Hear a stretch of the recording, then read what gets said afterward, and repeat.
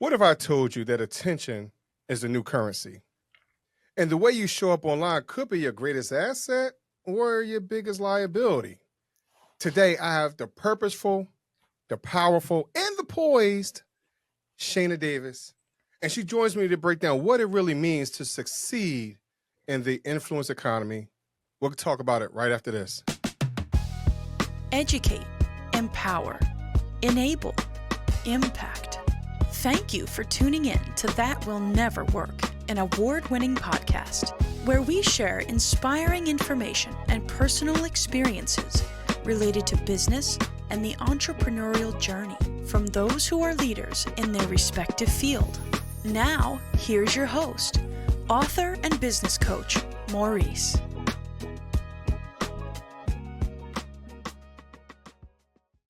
I thank y'all very much for tuning in. So, in a world that's driven by likes, shares, and followers, how do you build influence that doesn't trend but transform? And I think we have the perfect person to talk to us about it. Shayna, can you please answer that question for us today? I certainly hope so. I hope I'm the perfect person. I'm close if I'm not. My husband said, "You think you're perfect?" I'm close. Here's what I know, Maurice. Well, first of all, I just want to define what I mean by the influence economy. So my definition of the influence economy is when your visibility meets intention and it actually creates tangible results. And those tangible results can be things like life-changing income. It can be things like shaping an industry. It can be things like, whatever it is that you want to create on your own terms, whatever you define as success. But we live in such a digital first world that it's just going to continue to become increasingly difficult for us to break through the noise and get the attention of those that we are looking to get in front of as entrepreneurs. And I was writing a video script. Literally, I was almost late to this call because I was working on this video script for an ad that I'm going to put out, talking about people are told, especially like podcast hosts, they're teaching you that the money to be made is really in selling courses. And I believe that with the invention of AI, people are going to be selling less courses. And so what we really have to do is look at what are some of the tried and tested ways of making serious money from our income. I'm making serious income from our influence in a way that it doesn't matter how much noise is in the digital space. And the primary strategies that I teach are, how do you take your influence and take the business that you've built and use that to land corporate contracts and land corporate sponsors, because AI is never going to replace those things because they're built on trust, they're built on relationships, and they're built on influence. So the question of, will you ever be able to do that and that will never work? We probably are going to get to a place where trying to stand out in a digital landscape and trying to only drive business in our entrepreneur journey, if we're going to limit ourselves to just things that are digital and just selling to individual consumers and other entrepreneurs, we could potentially find ourselves, maybe even not that long in the distant future, in a place where it's like, that will never work. So, first of all, thank you very much for the plug. And second, there's a part that you're talking about, such as these corporate sponsors.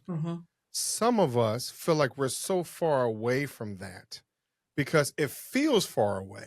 Yeah. Especially some of these Fortune 500, companies that, hey, maybe my message does not apply to what they're talking about, or I can never put myself in that position. I don't even know what to say to them. So first of all, how can I change my mindset that to even just, maybe it is possible? Absolutely. It first starts by recognizing that a corporation, and I say corporation loosely because it's any business that's not an entrepreneur, a small business owner. A corporation could very well be the company down the street that has 250 or 500 employees. It doesn't necessarily have to be Coca-Cola or Best Buy or McDonald's. Hopefully that causes you a sigh of relief, because most people are like, oh my God, I'm intimidated just by the mere size of the brand. Right. It's ridiculous. At the end of the day, we have to recognize that for sponsorship, now landing a contract and landing a sponsor is two completely different worlds, but you asked specifically about sponsorship. And that's something that especially podcast hosts and entrepreneurs think about, because they're like, I don't want to bootstrap every single thing that I'm doing. It starts with audience alignment. So if we will just shift our perspective to recognize it's not about little old me entrepreneur that only has a list size of this, or only has this number of people that are listening to our show, and they have all of this. They still have to find ways for advertising and marketing, even if they're Coca-Cola, even if they are McDonald's. So they have to get in front of their ideal consumer. And just like advertising and marketing, online especially, is becoming more and more difficult for us as entrepreneurs, they don't get a pass. Like getting the attention of their audience is becoming more and more difficult for them as well. So if you look at how we're positioned as the entrepreneur, or how we are positioned as the podcast host, we have an audience that knows us. We have an audience that trusts us, and we have an audience that is looking to us for solutions. So if you are a Coca-Cola, and let's just say, for example, for 2025, Coca-Cola has initiatives to get in front of more women business owners. If you are an entrepreneur or a podcast host and you have an audience of women entrepreneurs that are following you on your social media, that are attending your online and offline events, that are in your email database that you're communicating with weekly and daily, and they're actually opening your stuff. Hopefully they're actually opening your stuff.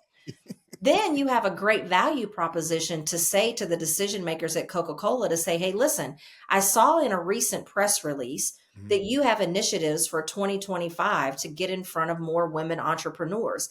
I too serve women entrepreneurs in a multitude of ways. Let's have a conversation next week about how we can support one another. See how simple that is?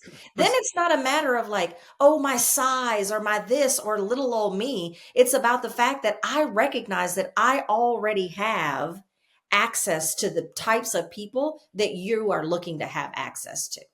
So again, because you made a statement of audience alignment, you explained audience alignment, but what if my podcast, I don't feel as though I am focused enough? Because some people have podcasts that want to get into that space, but unfortunately their message can feel like it's all over the place. So how do I make sure that my focus, or that I kind of pinpoint what these companies are looking for in that alignment space? Absolutely. So what I'm going to say is that if you are a podcast host or you are a business owner and it's not clearly defined what you do and who you do it for, you have a problem anyway. So let's forget about the fact of whether or not you're going to have audience alignment. If you are making the statement of I'm a podcast host and I'm all over the place, then you already have a problem. I don't know what your goal is for your podcast, but you're likely not meeting those goals anyway. So at the end of the day, what we're talking about is we're talking about just tapping in to a revenue stream that you probably have not explored before, or you've automatically shied away from because no one's really taught you how simple it can be to get your foot in the door. But podcasting 101 and business 101 is you first have to have extreme clarity on who you help and how you help them. You're not going to be attractive to whoever it is that you're already wanting to get in front of, let alone somebody bigger than that. So you have to solve that first. And if you don't have a good grasp on that, then I say you need to pause your show and you need to pause your business efforts, regardless of if you want to go after a larger clientele or not, and get the clarity on that first. Who do you really serve and what problem are you really looking to solve? You better have that a grasp of that before you even open your doors. But if you've already opened your doors and you feel like you're all over the place, it's time to close them and pause until you can get that clarity. And I know that hurts, but it's real. I'm going to tell you the reason why I brought that up, because you hear so many people, I'm just going to come from my own background, where I'm a church boy. I grew up in church, right? And so people tell you, oh, you got all these gifts and graces and these skills, and you know what? You should open up your own business, right? Mm-hmm. And now all of a sudden you open up your business and you're doing 30 different things, trying to serve 45 different people, right? And so now you want me to add on doing podcasts, and now I'm trying to talk about all 30 things. And that's why I'm talking about, hey, how do I get better aligned? Because I've been told all my life, this is who I am. Like, these are things that I have, people have spoken into my life, right? And so how do I ensure that I'm speaking and doing the right thing at the right time, drilling it down to become better aligned with whatever God has for me, right? Absolutely. But also what the audience and or these other individuals are looking as well. I'm so glad that you asked that, because I too am multi-hyphenated. I too am multi-talented. I too can flow in so many different arenas and in so many different ways. And I believe that there are so many people that are out there that's why they struggle, because there's so many things that they could be doing. And one of the things that I recommend that you do is the very first step. If you're wanting to figure out how do you make yourself have what I call mass market and mainstream appeal. So if you're like, I want to be attractive to sponsors and contracts, and I want to be attractive to major media and book deals and all of these different things, you have to start by creating what I call a transcendent brand. And I'm going to set so many people free. I wasn't even planning on talking about this. This just goes to show. I wasn't even planning on talking about this, but you just awoke the giant. You have to start by creating what I call a transcendent brand, right? And so the way that you create a transcendent brand that gives you clarity for mass market appeal, but also gives you the freedom and flexibility to be multi-passionate, multi-talented, multi-hyphenated, like you just described, is that you think about, what is it that you really do in broader themes? I'm going to take myself, for example. Even though I've grown my podcast to the top 3% in the world, even though podcasting is central to the strategy that I teach people, I don't position myself as a podcast expert, because then I can't do the other things that I know that I'm gifted at and that I know that I'm called to. I position myself as an influence expert, because I can guarantee you that if you say, these are the 5 different mountains that I've been called to, these are the 5 different things that I know that I'm good at, these are the 5 different things that people told me that I should do, there is a common thread that is woven in and out of most of those. If there isn't, it probably needs to be left out or put aside in a different container, and not trying to put all of them in the same container. So let me go back to myself. If I look at my transcendent brand, or positioning myself as influence as an umbrella, I now can operate in multiple different facets. Over here, I can teach a podcast host and an entrepreneur how to use their influence to land corporate contracts and corporate sponsors. Over here, the Today Show can bring me on. They can say, this month we're focusing on women, and I can talk about how a woman can own her influence and own her voice and create, success on her own terms as a result of what it is that's put into her. Over here, I can work with sales teams inside of a corporation to show them how they use their messaging to bring in other opportunities. So now it doesn't sound like I'm all over the place, because what I'm telling you is that I help entrepreneurs and companies turn their influence into serious income. Now it doesn't sound like I'm all over the place, because now I'm able to tailor what I offer and tailor the conversation that I'm having based on the different lanes that fall underneath my umbrella. Now, if you look at the multiple things that you're good at, and you're like, there's a common thread that flows through these 3 things, but not this 1 or 2, don't try to cram those 1 or 2 in with the other 3, because that's when it sounds like verbal diarrhea and you're just vomiting all over people and nobody has any idea what the heck you do. Right. So if you look at how do I position all the things that I'm great at in a bucket of how they all relate, and you ask yourself, what is it that I really do? Okay, well, I help podcast hosts do this.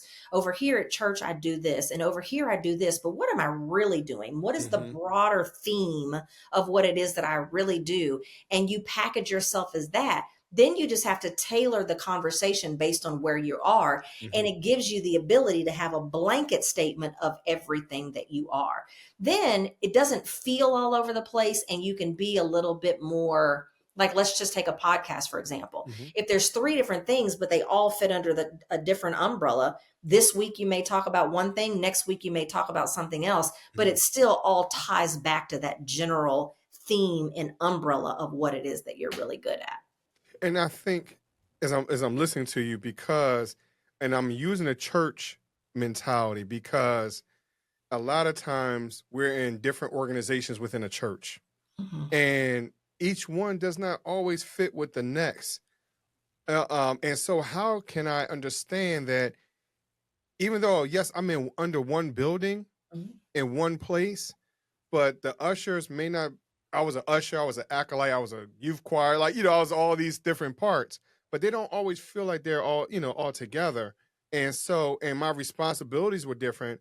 But as you're talking about, there is a common thread, but sometimes we don't see what that common thread really is. So how do we even get deeper into that to ensure our alignment across the board? Because sometimes we don't get that far into finding our why, our purpose, all that stuff. Well, I'm a preacher and I can talk bad about us if we want to. I'm first going to start by saying there's always going to be a whole lot of things that happen in church that don't really, that's not the way it works in the real world. Let me just start with that. So that's probably not always the best example, but I will use the church example because you gave that. So if I'm at church and I'm serving in ministry here, and I'm serving in ministry here, and I'm doing this over there, and I'm doing this over there, all within the confines of the four walls of the church, I have to ask myself, can I find a common thread between the departments? If the answer to that is no, maybe the common thread is you. Why are you able to excel in all of these different components of the church? Is it because you have a unique ability to connect with people? Is it because you have a unique ability to help people? Do you have so sometimes the common thread isn't in where you're placed. Sometimes the common thread is how you are placed in those different things. So it doesn't just have to necessarily be where you're placed. Sometimes it's what is the skill, expertise, or messaging that I bring to multiple different arenas. And then that's your thing that you brand yourself as. Here's the other way that I'm going to answer that. Whether you're in the church or you're out in the business world, because church people say marketplace. There is no marketplace. Marketplace is everywhere I go. Sometimes you have to ask yourself, there's all these things I can do, but who do I want to be a hero to? I can't be a hero to everybody, and everybody doesn't need the same thing. So sometimes, depending on the construct of how you're positioned or where you're positioned, you can do it all. Other places and spaces, you're going to have to ask yourself, who do I want to be a hero to so I can speak directly to them? And I didn't mean to go this far deep into the church mentality, right? It's fine. But I'm saying this because it needs to be debunked anyway. So let's go there. but I'm using this analogy because sometimes in that church space, we don't always see the connection to the world, quote unquote, right? Yeah. We don't see those skills that we actually learn in the church, how they do transfer into us being a great manager or director or whatever it is, and or for us to become that transcendent entrepreneur. Yeah. So that's why I was bringing out that foundational part. Can I answer that in a way that I don't care how they feel about it? Stop looking for the church to be able to answer that. Because sometimes we need spiritual counsel, and sometimes we need practical counsel, and you have to have the wisdom to know when you need what.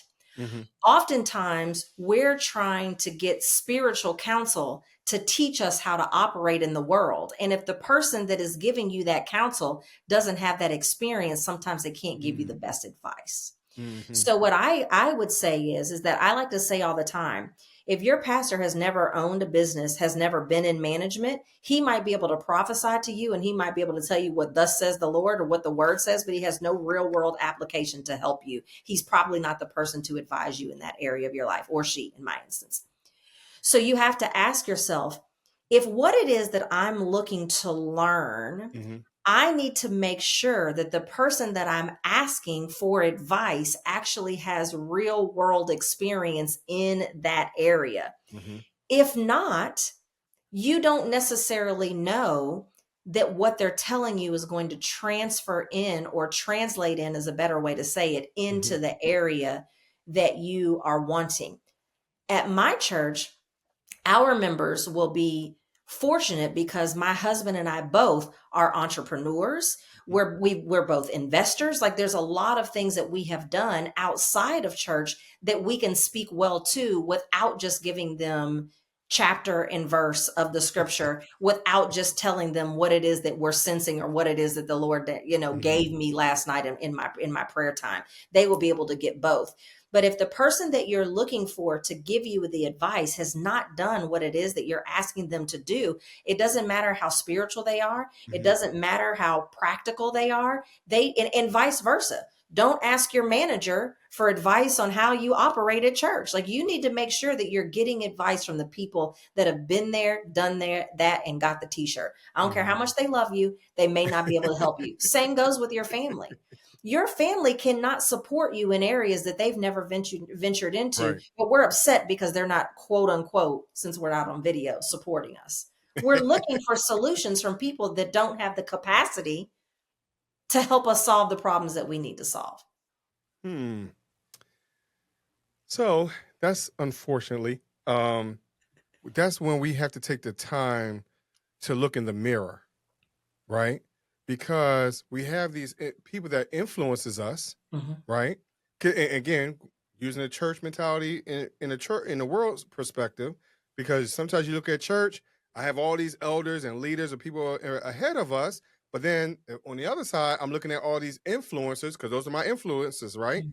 But Mhm. then now I'm looking at social media and all those type of things, and so I want to aspire to be these what appears to be success, Yeah. what appears to be prosperity, what appears to be something that I would like to be, but not understanding really who I am and what my real gifts and graces are. Because just because you said it to me, are you looking at a part of me that's not really me?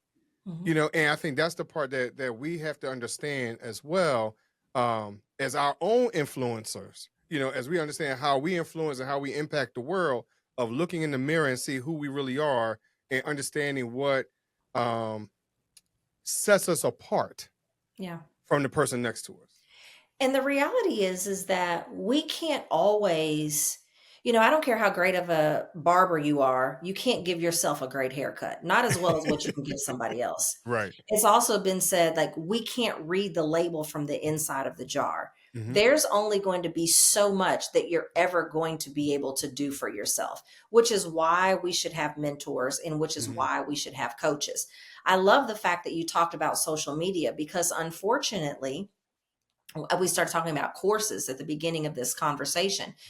I believe, especially during 2020, that a lot of people took a course to learn how to have a course, but there's really no depth and Hmm. diversity to their experience in the area that they're teaching you of the course. Hmm. Make sure people have receipts, because now I say you can be Facebook famous. Like, anybody Right. now can say they're an expert in something and, have a couple of good sound bites, ask Chat GPT what's the best Hmm. way to position this, and then trick you into thinking that they really are good at what it is that they do. Make sure they have receipts. If Hmm. they're telling you that they're going to teach you how to get your foot in the door with corporations, they better also show you the corporations that they've gotten their foot in the door with. Because if Hmm. they're not mentioning specific names, I can almost guarantee you that they didn't do business with those companies, because they know that Mm. those companies can fact check. Right. So make sure that if you are reaching out to someone for mentorship or coaching or to give you advice in the direction in which you should go,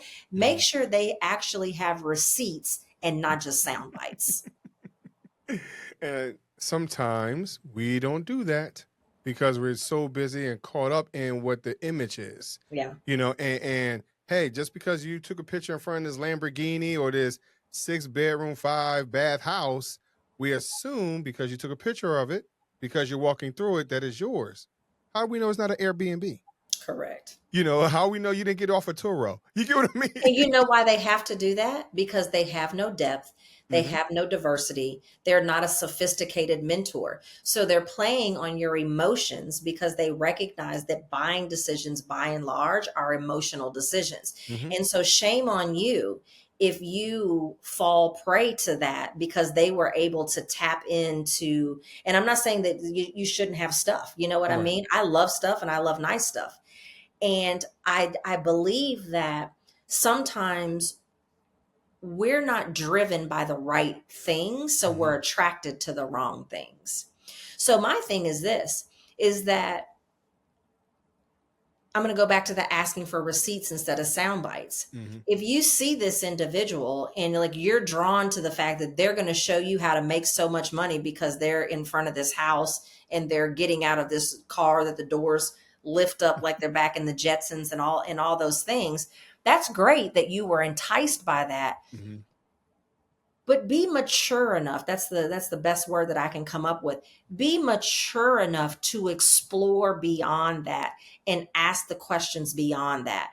And if the Mhm. only thing they can ever show you is flash and flavor, but they can never show you anything detailed, that means that on the other side of your investment, there's probably not going to be much more than flash or flavor either. And then you're going to be disappointed. And here's what else you do. Then you say, coaches don't work. Mentors Mhm. don't work. Now I'm no longer going to invest in myself because none of that stuff works. No, you just dropped your panties Mhm. because somebody enticed you with a fast car or a big house, and you didn't do your due diligence to make sure that they actually knew what the heck they were talking about. Right. That's your fault, not theirs. And talking about investing, so I'm kind of go all the way back to the beginning before we end the show, because you talked about um the differences between sponsorships Mhm. and contracts. Yeah. Can you touch on that real quick, if you Right. will? So a sponsor is going to pay you to have access to what you've already built. They Mhm. want access to your audience. Back to the example with Coca-Cola. Mhm. If you're an entrepreneur and or a podcast host and you have an audience of women entrepreneurs, Coca-Cola will write you a check for you to give them access to your audience in different ways. Mhm. A contract is, as the entrepreneur, my area of expertise is, I'm just going to keep it super simple. Helping leaders to develop more trust, right? It's late in the afternoon and I haven't eaten. So that's the best example I can come up with. A contract is I'm now going to Coca-Cola and I'm telling them, hey, the research shows that lack of trust is the reason why there's poor culture, why there's Mhm. low sales, why there's high turnover, all of the different things that I know corporations struggle with. And now they're going to pay me to come in and either deliver a workshop on how they can improve their trust. Now I'm going to coach, 6 of their top leaders on building trust. Now I'm going to come in and advise them on how they can put together programs to have more trust in their organization. Mhm. And they pay me for my expertise. Sponsorship, they pay me to have access to my audience and what it is that I've already built. Contracts is I now take my area of expertise, the service that I provide or the product that I provide, and I sell it to them for use inside of their organization. So contracts, they bring me to them. Sponsorships, I'm bringing them to me. Wow. And I'm sorry, like I'm listening to you, I'm thinking about um licenses and my mind went all Oh over the yeah. place. Like White I'm crazy. labeling, licensing, partnership deals. Like there's so many different ways that it can Right. look. But at the end of the day, it's corporate dollars and it's a Mhm. multiple $1 trillion per year industry that most of us have not tapped into because either one, we have the mindset that you mentioned at the beginning that it's not for us, Mhm. or we think it's so difficult to do. And the reality is that if you do a few things right, it's no more difficult and they value investing in themselves and have money to pay you. If you're only limiting what you sell to individual consumers or other entrepreneurs, you're likely to continue to have conversations like, I would love to work with you, but I just can't afford you. Or you get them all the way down to $28 a month and they still got to go pray about it. They still got to go consult the moon and stars, and they still got to go talk to their husband. That's not scalable or sustainable. So on that note, Shayna, but there are some entrepreneurs that listen to the show that are in that boat.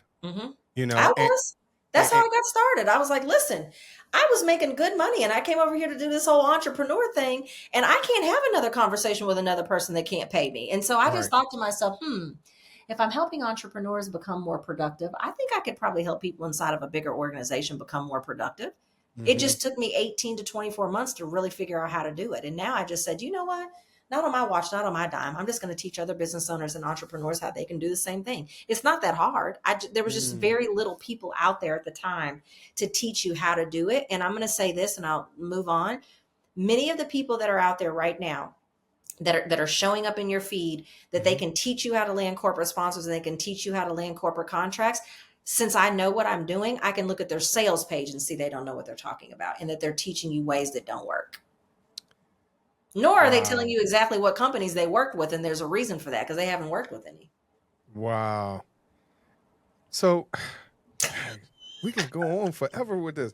So, but we're gonna leave off with this. So, first, I gotta say thank you for all the information that you provided, because it's genuine. It's from the heart.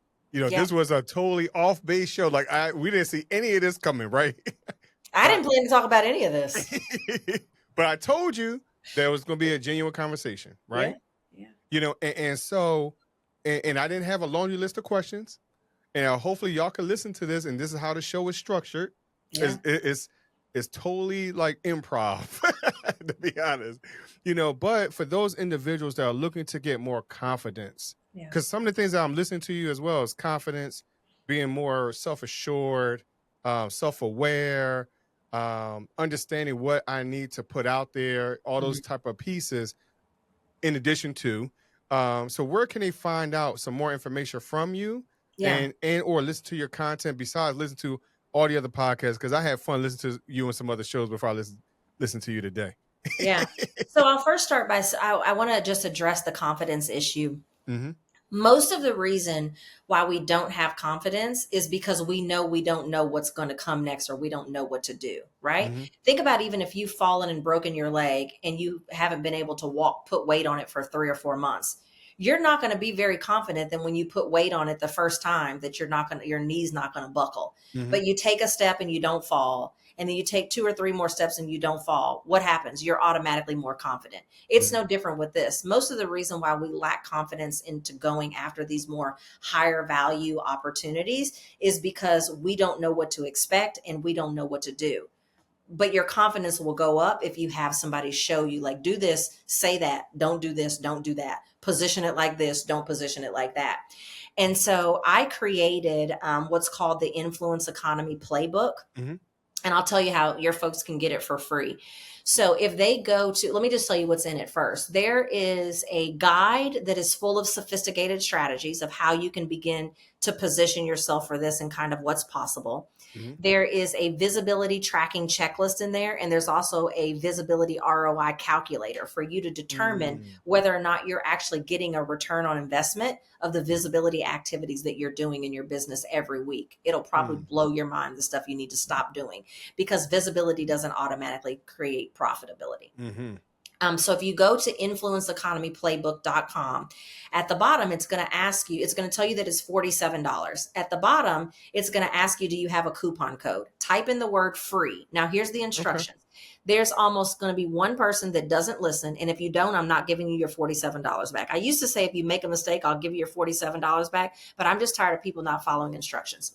So when you get to influenceeconomyplaybook.com, it's going to tell you at the bottom that it's $47. Okay. If you type the word free where it says coupon code and you click the check mark, now at the bottom, it's going to say $0.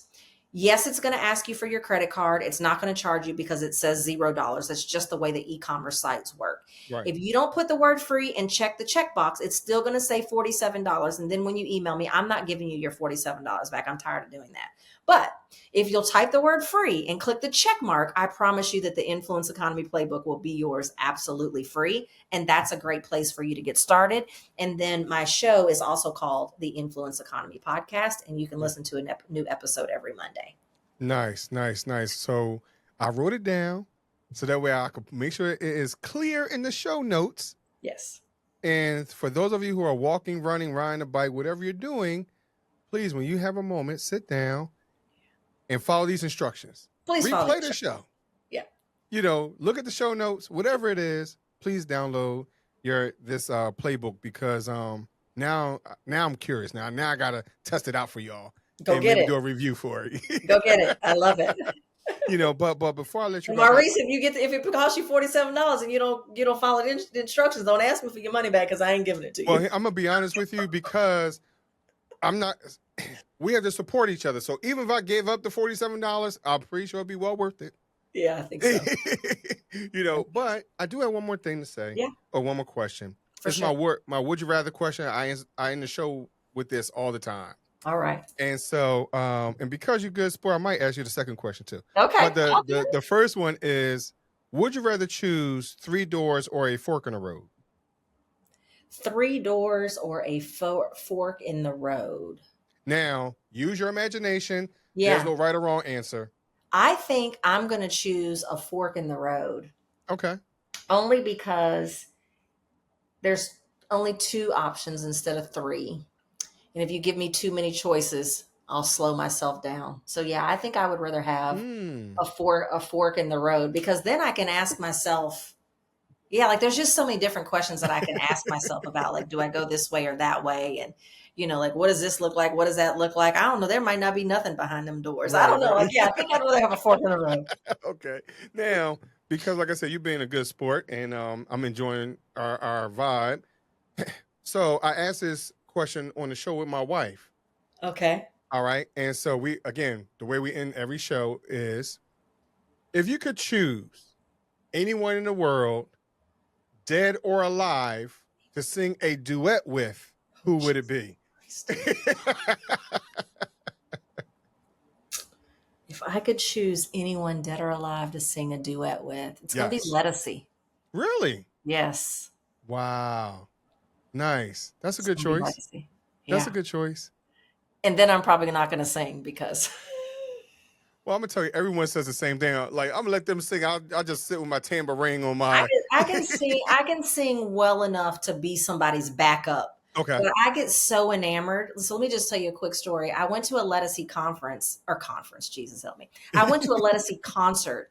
And when the concert was kind of over and she was done with her set, she was literally just leaning on the mic and just scatting. And she's like formally trained in opera. And I was so mesmerized that I could just imagine that if I was singing a duet with her, I would probably be so mesmerized by how effortlessly she can just blow that I probably would stop singing. I can understand that. I can see that. I can see that. But I appreciate you sharing that because that's a great experience that everyone doesn't always get. And that was a great visual. Yeah. I appreciate that. Yeah, I love it. This was a great convo. Sure, no problem. And I thank y'all very much for listening to That Will Nevr Work podcast. And of course, all the information will be in the show notes. And I'll talk to you a little bit later. Thanks for listening. Follow Maurice Chism on social media to stay connected and check back weekly for new episodes. Until next time, that will never work. Or will it?